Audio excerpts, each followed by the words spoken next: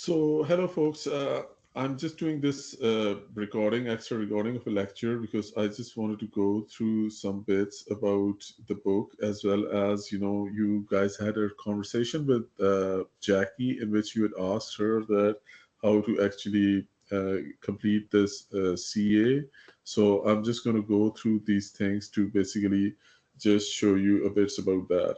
About that. So this is going to be a two-part lecture in which, in the first part, I'm going to talk about how about important stuff in the book that I have highlighted, and I think that are important, interesting highlights.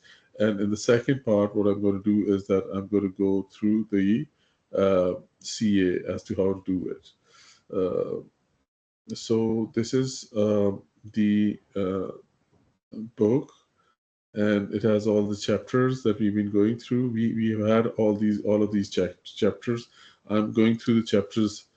We have had these lectures before on foundations of inference, as well as if you remember, we had a lecture on foundation of inference and how to do numerical inference using t-test and z-test both. And so these are the chapters of the book. It will be really good for you to read both of these chapters at least once, because unless you read them, you will not be able to do the CA nicely. And I've made some highlights over here. So if you go through the figures, you might find that you've been seeing these before, and these are exactly the same figures that came up during the lecture uh, during the lecture on foundations of inference. So this is what I'm talking about. So this is a really nice figure. Basically, it talks about uh, the normal distribution. We have talked about this, by the way. And by the way, just by the way, before I move to anything else, so you see, this is the 95% confidence interval. Okay. Now, what this basically means is I'm just kind of like repeating this. So this is zero mean, and so this is standard normal deviation, right? So, and the caption here is also standard deviations from the mean. Standard normal deviation is a normal distribution, has a mean of 0 and a standard deviation of -1. So first standard deviation is here, standard deviation of 1. So 1 is here and here. So this is this the standard normal standard normal distribution. Second standard deviation is on -2, and the third one is close to here. Okay, so 95% confident at the confidence interval corresponding with 95% confidence level is this, right?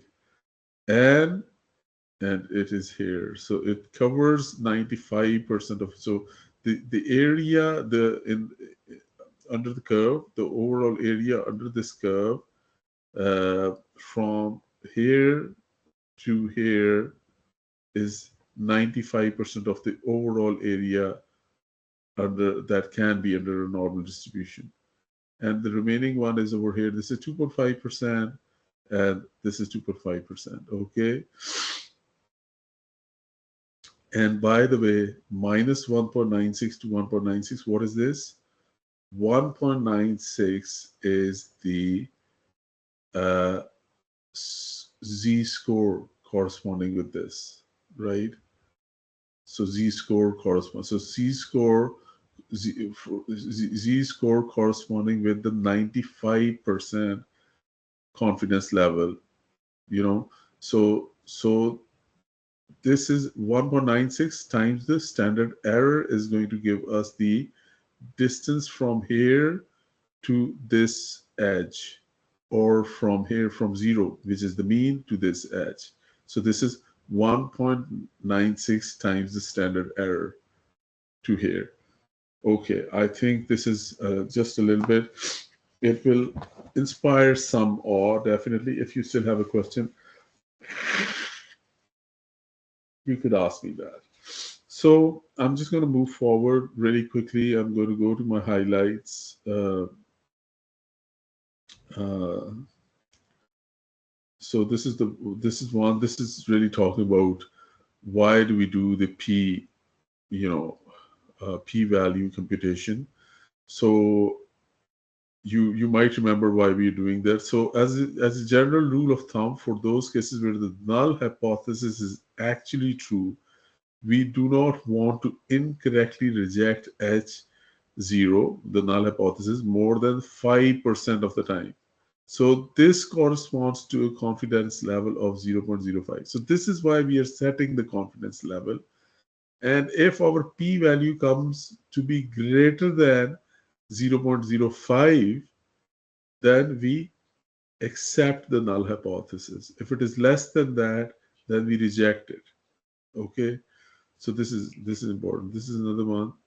I don't know if I wrote something over here, but so if we use 95% confidence to evaluate a hypothesis test and another hypothesis true, we will make an error whenever the point estimate is at least 1.96 standard errors away from the population parameter. I'm not going to go into the detail, but this is basically tells us that uh, how to basically accept or reject a null hypothesis. Okay, we have talked about it before. If you have a question, I can explain it to you explicitly. So these are also basically important conditions. Why I highlighted these, because we were talking about this, that in terms of what the sample size should be and stuff like that. So NP and N into 1 minus P should be at least 10, and are both at least 10 for something to qualify for a Z test. Okay. And so I just made a note over here. The poll was of a simple random sample of US meaning of independent success failure. In a one proportion hypothesis test, this condition is checked using null proportion, which is p is equal to 0.5. So where the null basically is saying that, okay, whatever we are trying to check is equal to the null proportion, which is, let's say, 0.5, right? So however we set the null hypothesis. Null hypothesis can be set in various ways. It really depends upon us.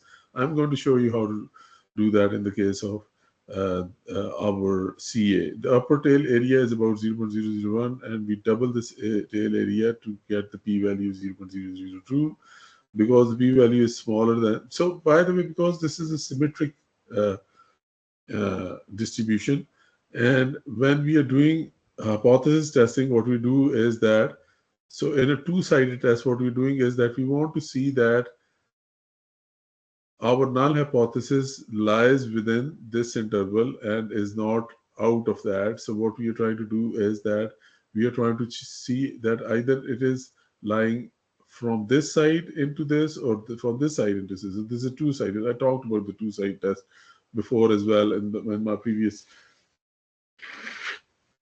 the lecture that I uploaded.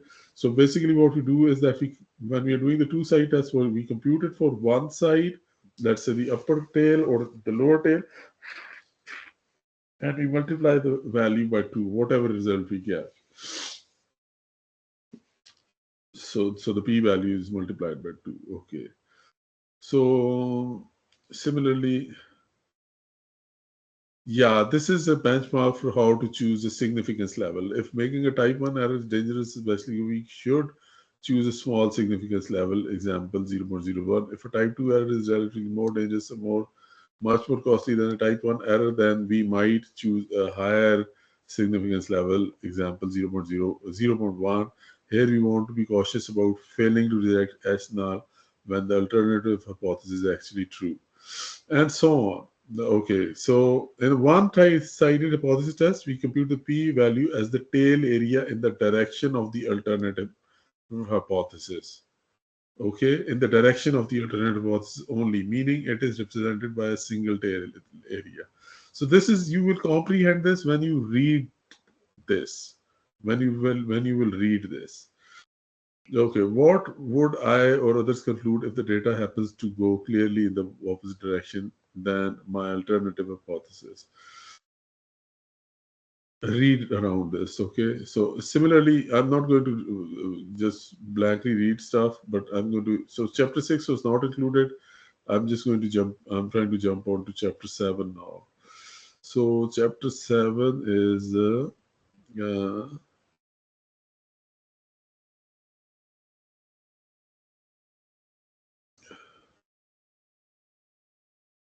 okay. I'm just trying to see if recording is on. Yeah. So chapter 7, so how to perform a normality check. This is important. You're going to need it to do your CA as well. How are you going to check for normality? Okay, and this is what you have to do in practice. Is yeah, okay. This is also important. So wherever I'm making highlight, I came across something that is interesting and important.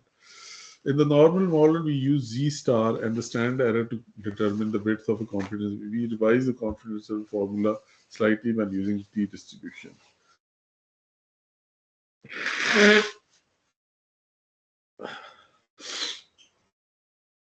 Okay. So this is so basically the idea is that when you're using the Z test or so you're using the Z scores, and when you're using the T test you use the T scores, and we did this how to compute it both using tables, Z tables or Z score tables or T score tables, as well as uh, R as well. I gave you examples how to use P norm, Q norm, TQT, these functions. You know,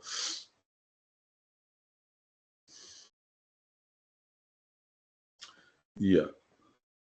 We so for df is equal to 100 is minus 1 is equal to 99. We can determine using statistical software or a t table that the one tail area is 0.01, which we double to get the p value, which is 0.02. Okay.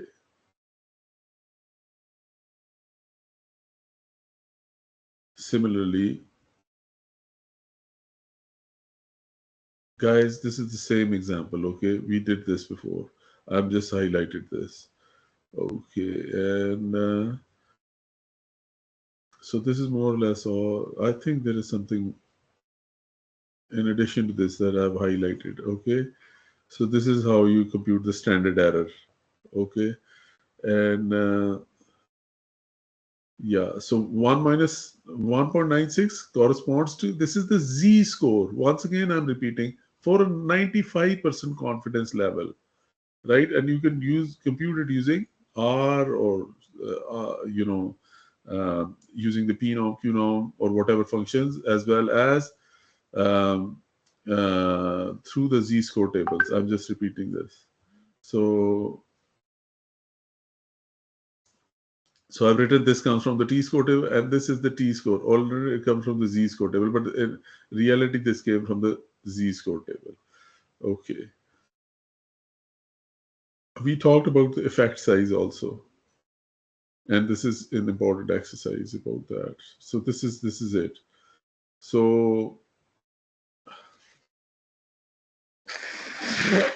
this is what you're checking in the hypothesis testing, that this is your null distribution of the null hypothesis, and this is the distribution of the actual sample statistic. For instance, it has a effect size of 3 mmHg, which means that it reduces the blood pressure by 3 mmHg.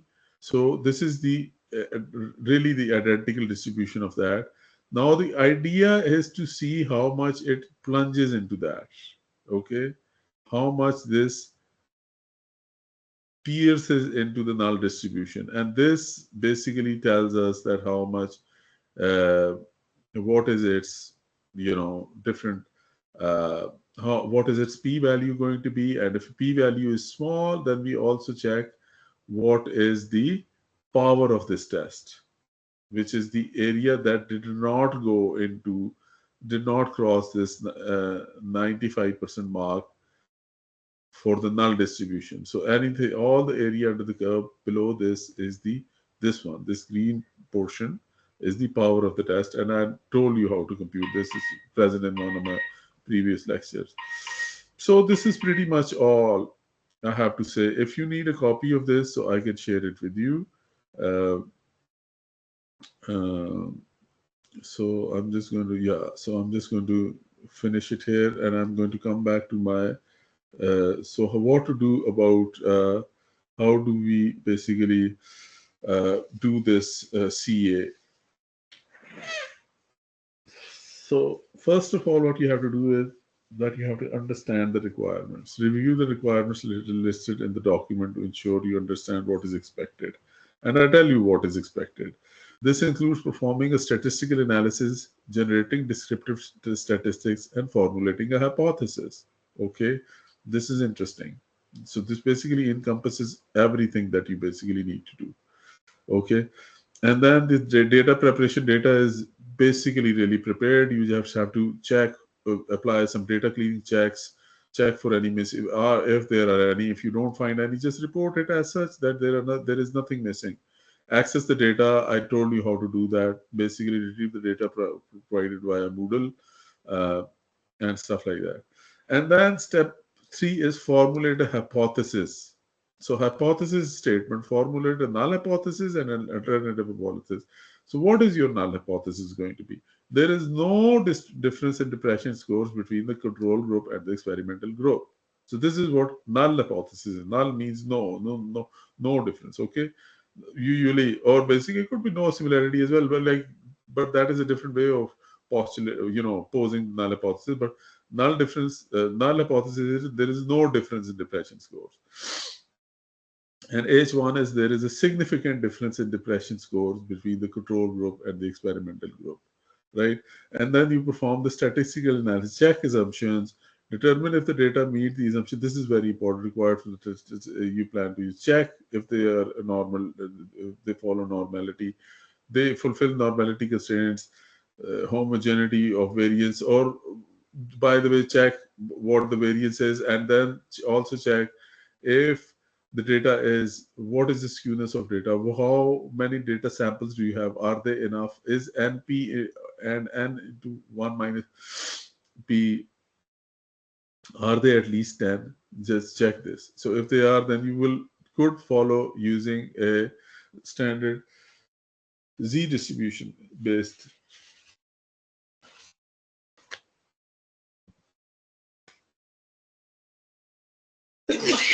hypothesis testing. And if they're not, then you will have to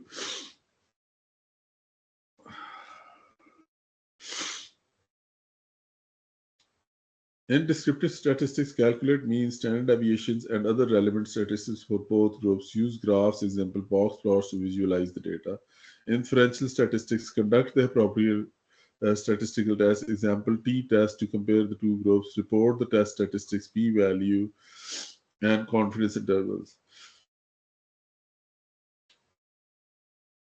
Okay.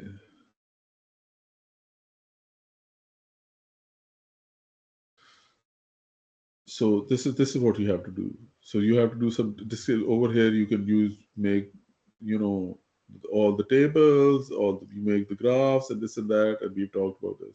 And then self-referencing, create tables and graphs using R. You can use ggplot. You can use Kable for making tables. Use R and statistic to create tables and graphs that summarize your findings and this and that. Interpret results. Discuss the results of your statistical set, including whether you reject or fail to reject the null hypothesis. This is what you have to do, and then you write the report accordingly and review and edit and this and that. So this is pretty much all that has to be done. If you have any particular questions about this, please feel free to ask them to me, and I'll be happy to answer those questions to you.